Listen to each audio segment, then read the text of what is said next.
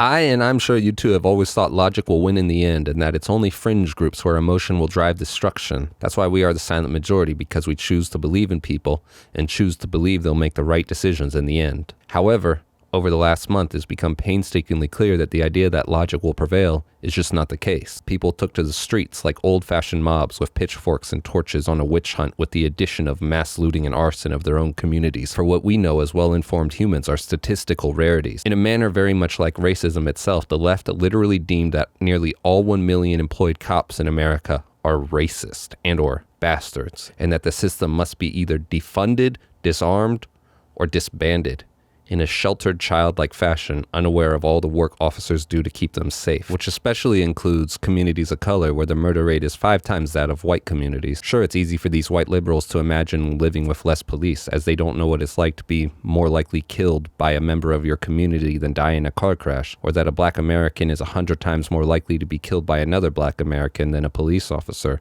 Instead, through the left's greatest weapons, misinformation and censorship, people were presented this image that police are just riding around looking for black men to kill. They left us and police out of the conversation. Instead, they let radicalist groups like Black Lives Matter, who openly admit to being Marxist and saying on their website their mission statement is to dismantle Western philosophy and disband two-parent families, dictate a narrative that America is evil to the core, which in turn resulted in the highly illogical mass destruction we saw last month and a little before. However, if we do not begin to speak up, there may be irreparable damage done to the country and its people. We can only beat big tech censorship and fight against misinformation by being open and or vocal about these topics.